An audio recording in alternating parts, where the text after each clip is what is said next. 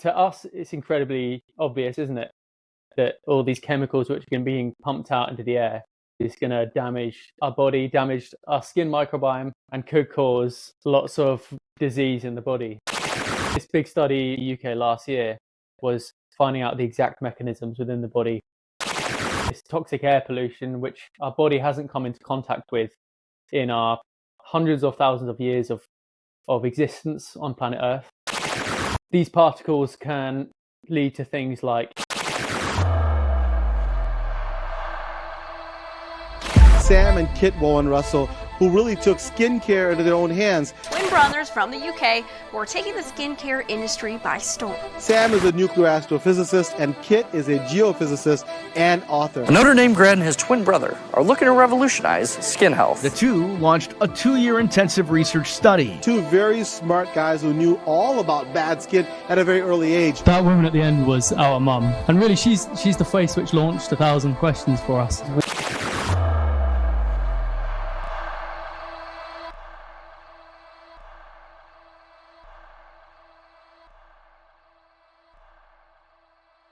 Right, we've got another breaking news podcast this week where we're just going to clear this up, where the aim is, Kit, because I want you're the main scientist, the aim is to explain these amazing breaking news articles and papers, explain it so that the normal person can not only understand it, but then take away the exact steps they can use in their own lives to transform their life. And we're not going to be using big words, scientific words. If we do every so often, we're going to explain them. And for me, as a physicist, we're going to derive everything from first principles, which basically just means we're going to explain everything from the roots and the understanding, rather than just confuse and boggle minds with big words like most scientists do. So we got and very simply, if we introduce any topic, idea, or big word, we're going to explain it simply, aren't we? Well, who said that phrase about 6-year-olds? It was Albert, wasn't it? Albert Einstein. So Albert Einstein said, if you can't explain it to a 6-year-old, then you don't understand it, or something along those lines. So it's very good. As I would say, 99% of most scientific papers are completely incomprehensible. Even the abstract and the conclusion, which are supposed to be the ones that do relate it in a easier way, they're completely incomprehensible and they can't explain it to a 6-year-old. You ask most scientists and they just go into the weeds and the details without telling you the big picture and the understanding. So yeah, but that as with any area. Say again? Don't worry. I was saying, but often, I mean, that's done out of insecurity in my eyes. They don't actually understand fully what they're talking about, and they don't understand the implications, so they have to use big words to try and sound clever. Exactly. And often show that they know it. So we're not going to be doing that here. So that's a big start to this one. Kit, you got a brilliant paper for this episode. I just want to say I'm standing up because I'm on a new fitness challenge. I've just finished 100 5Ks in a row, 5K runs. But now I've got another 100-day challenge. It involves less running and more pull-ups and press-ups and everything now, but not really sure. Maybe I just like standing up. Maybe that's the reason. But anyway, Kit, right, back to the topic. So it makes a lot of sense to us, but can you just say the headline of this topic? What are we talking about today? What's the breaking news? Air pollution is linked to psoriasis. Right, okay. So air pollution linked to psoriasis. Is that something that you didn't know or we didn't know? Well, again, to us, it's incredibly obvious, isn't it? That all these chemicals which are being pumped out into the air, obviously is going to damage our body, damage our skin microbiome, and could cause lots of disease in the body. So that's really obvious to me. But I think there's new research which is just confirming that link, and also showing that instead of just causing psoriasis flare-ups, it actually increases the risk long-term. So continued exposure to all of this air pollution is really damaging us, basically.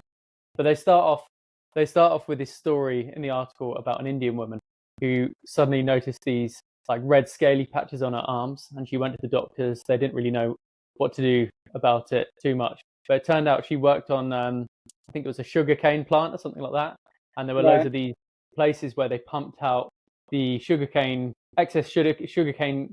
They burnt the excess sugarcane waste along with some of the plastics in the plant. So this created really toxic fumes, and she was working next to these fumes every single day. So this was seen as one of the things which was causing her psoriasis, which again makes total sense if you're Wait, next so to you're telling me that working next to toxic fumes pumping out every single day is causing her problems? Are you I know, joking? breaking news. But again, but this is the funny thing about not just the scientific world, but the world in general. I mean, it normally takes a study to tell us the obvious, and then people even then don't even cotton on. But man, the amount of chemicals which our bodies haven't been exposed to in our environments are really playing havoc with our body. Yeah. So, but I think this gives a broader picture, though, doesn't it, of the exposure to chemicals, like we talk about a lot and that was in the MAHA Make America Healthy Again report here in the USA. About their main focus was on the exposure and cumulative exposure to chemicals in our environment. That is a massive cause of chronic disease epidemic. But okay, so are there any other? I know. Just quickly, judging you on your own principles, you said big words there. You said the chronic disease epidemic. Do you reckon a 6-year-old would understand what that meant? Nice, I like it. That's a good catch. Brilliant. See, we were doing it again. Oh, we talk about it daily, but then didn't explain it. Right. So I'm going to turn it back onto you. What would you call chronic disease epidemic in 6-year-old speak? Well, it's in the last, let's say, 100 or so years, probably more. It's the huge rise in diseases which aren't life-threatening. They're not very, very serious, but they affect your quality of life on a daily basis, and they stick around for months, years in some cases. So when we say chronic, it just means it sticks around for ages and affects your quality of life. Okay.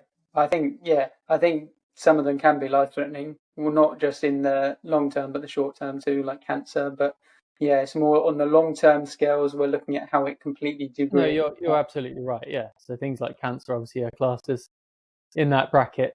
But yeah, on the whole, chronic just means they're recurring, so they're going over and over again. And often with cancer as well, it's a bit more long term as well. It's not like one of these infectious diseases that when you get it, you're almost immediately at danger or risk. Okay. So, and the epidemic part is just saying that there's been a massive increase in the amount of these diseases in the last 100 years, a massive increase. And to find out why is the Holy Grail, and what we need to talk about, we'll need to be talking about, and that's what we do.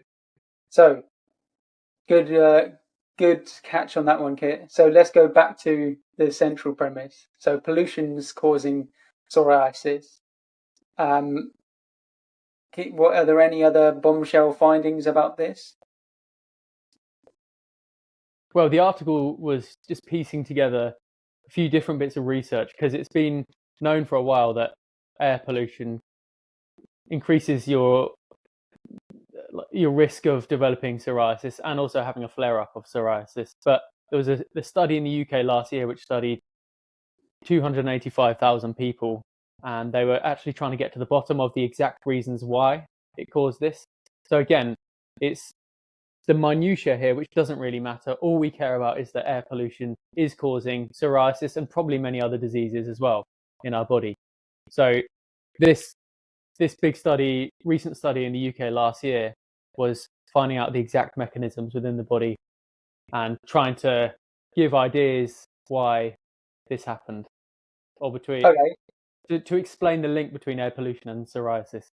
Right, well, that's interesting. So again, in the same style of first principles and 6-year-old explanation, what do they start to explain about the link between why and how air pollution affects or causes psoriasis? Oh, it's just the same as normal. Basically, these particles in this toxic air pollution, which our body hasn't come into contact with in our hundreds of thousands of years of existence on planet Earth. I'm talking about modern humans. These particles can lead to things like increased inflammation, not just in the skin, but whole body. They can really damage the skin's barrier. They can disrupt the skin microbiome. They can cause things to happen within the genes as well. So basically what they do is, because the body hasn't come into contact with these very harsh and toxic man-made chemicals, what happens is they upset the body's natural systems. That's all that happens, really. Okay. Yeah, but the most important thing there is that this study found that exposure to air pollution was linked, and again, this is very obvious, exposure to air pollution was linked with much greater signs of biological aging. So people who are exposed to air pollution aged quicker on their face or their skin. Interesting. So that's another one. So that's a more general one, because I know they're linking it to psoriasis, but personally, as we know about the skin, it's not just singled out psoriasis. It's not like air pollution only causes psoriasis, is it? No. And again, I don't fully know why they picked on psoriasis, but it'll be a multitude of skin issues and probably whole body issues as well. If you're having these toxic chemicals disrupt your body's natural functions, I mean, it's probably going to lead to loads and loads of different diseases. Yeah. So I like how you were talking about disrupting the natural function. So you're saying that if the body is at its most healthy and it's performing its natural functions, then we don't see things like psoriasis. Is that what you're saying? That is pretty much what I'm saying. I mean, really, our body's set up to defend us against all of these things, all of these diseases. So in our caveman ancestors, or the people who live lives closest to that in the modern day world, which are tribes people, uncontacted tribes people who haven't had contact with Western civilization ever, they actually don't see any of these diseases, which we call Western diseases now.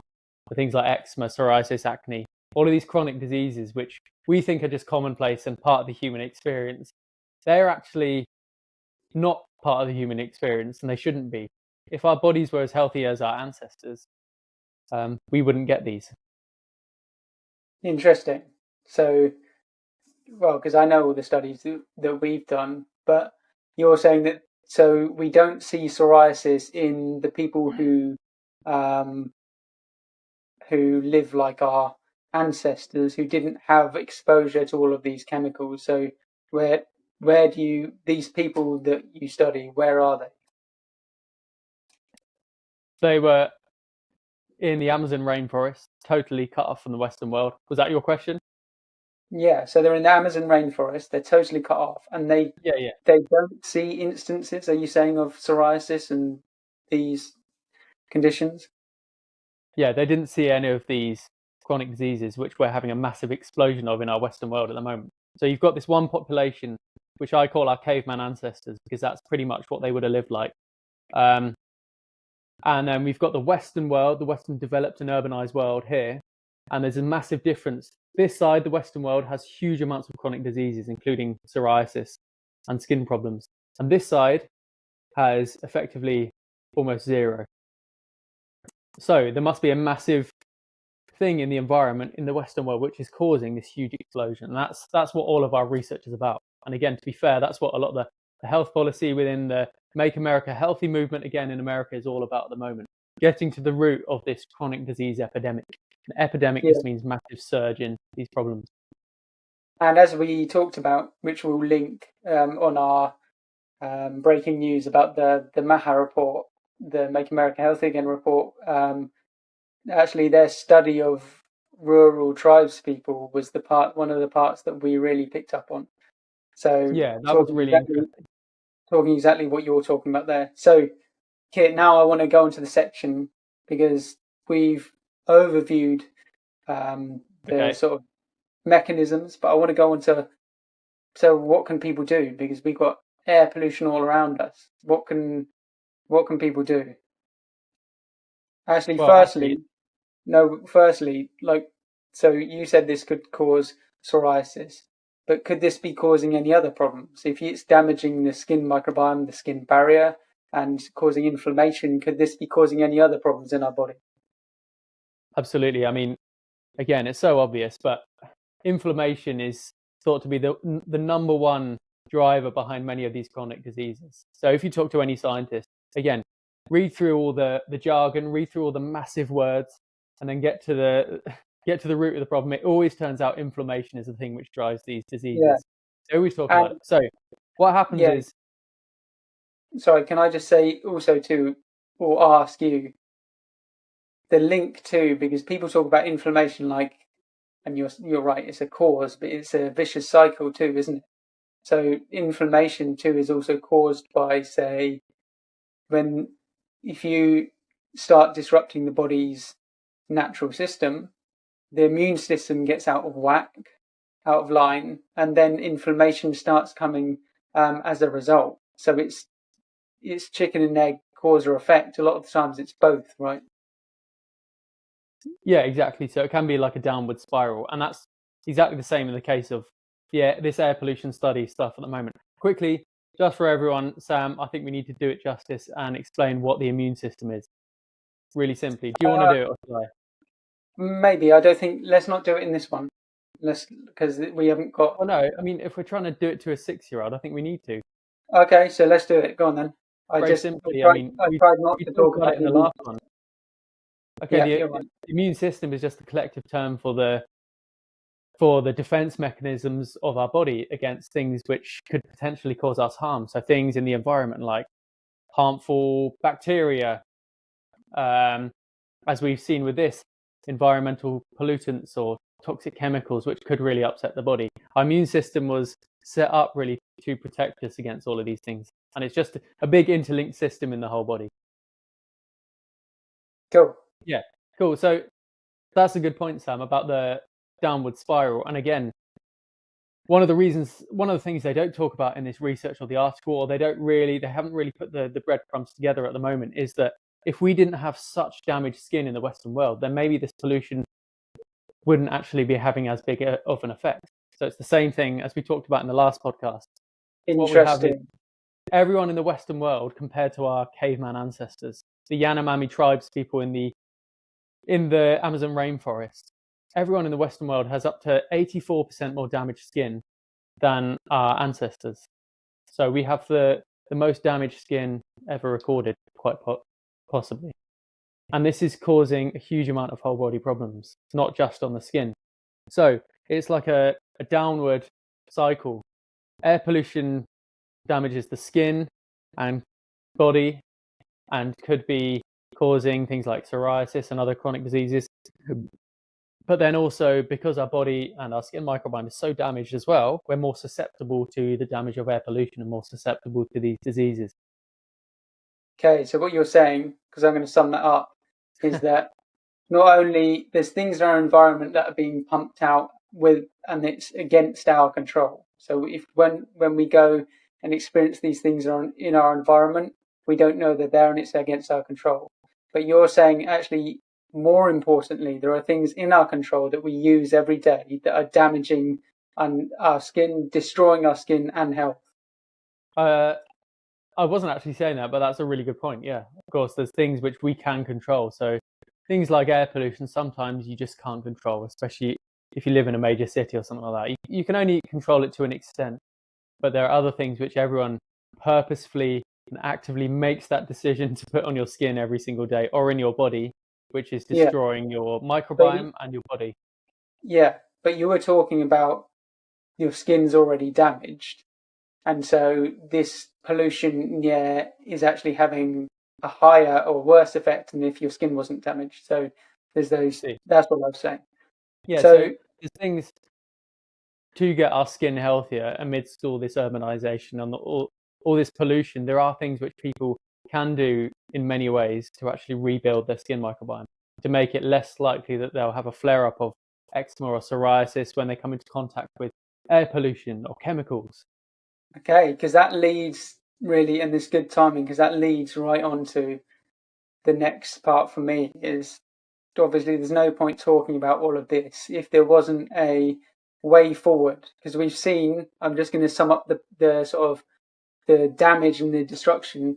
We've seen that there are things in our environment, whether it's voluntarily or involuntarily, that are destroying not only our skin barrier, microbiome, but also our health. And we need to know, normal people need to know, so they don't get chronic disease, these diseases, is what can they do to protect against it and have the best functioning body to protect against it. Are you asking me? Yeah. Oh, I see. That was a question. Yeah. I mean, yeah, that's the general idea of these podcasts, or everything we do, isn't it? Helping people to reverse all this damage which has been caused by our Western world. So the first thing would be to try and limit as much exposure as you can to chemicals in your environment. So these, as we've seen from this study, these come from air pollution. There's a lot of that. So, I mean, in the article, they talked about mitigation of this, and they said something like, well, you can stay indoors on higher pollution days, but one, no one wants to stay indoors. Two, staying indoors actually can harm your immune system even further, because being outdoors and exposed to nature is really healthy for your immune system. So again, the advice which the experts give often can make the problem a lot worse. So what you actually need to do is, firstly, do no harm. What's the Latin term, Sam? Primum something, can't remember. No serum or something. Yeah, anyway, first do no harm, which is the doctor's oath, which ironically in some cases today may be being slightly worked against. But yeah, do no harm. So firstly, limit your exposure where you can to synthetic chemicals which are going to be causing the body harm. And we talked about air pollution. Another huge one, or probably the biggest one, is the amount of chemicals we put on our body voluntarily daily through cosmetics. So these have been linked with destroying the skin microbiome, extreme allergic reactions, upsetting and disrupting hormones, and also things like cancer as well. And then the effects of these can cause whole body problems, and they can contribute to the chronic disease epidemic probably as well. So I just want to clear up that. So sorry. You said, yeah, it can destroy the skin microbiome, disrupt hormones, whatever, all those chemicals. The destruction of the skin microbiome has been linked to not only all common skin problems and diseases, right?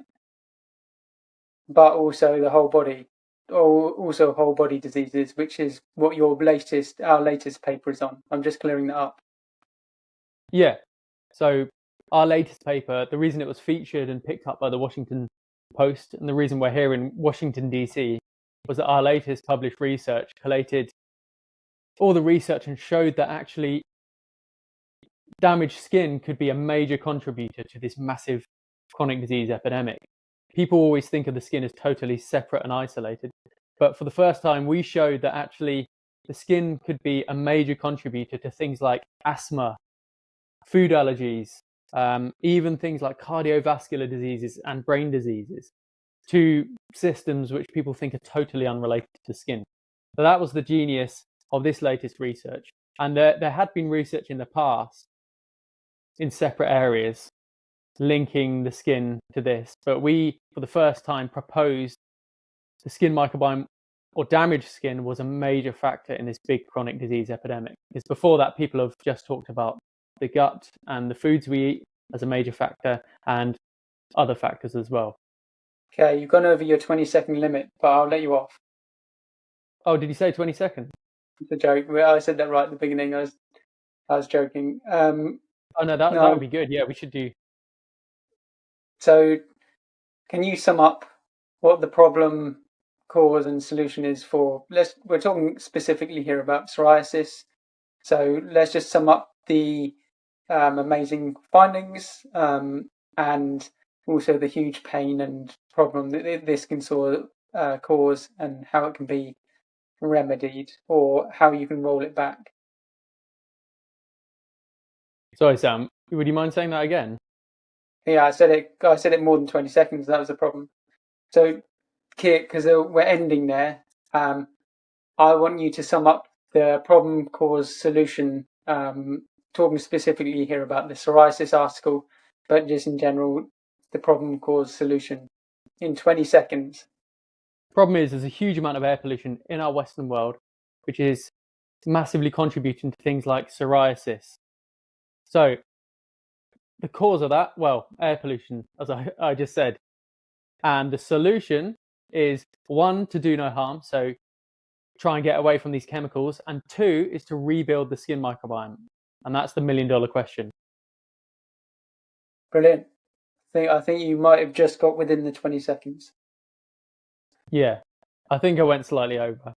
I realised I said in the first bit, I said the problem and the cause as well. So yeah, I mean, the problem really, Sam, the problem really is this massive explosion in chronic diseases, including psoriasis in the Western world. Massive explosion. Brilliant. Right, that's a good place to end. Yeah, and we'll be back in a few days for the next breaking news based around the skin and the skin's role in the chronic disease epidemic. Who'd have thought it, eh?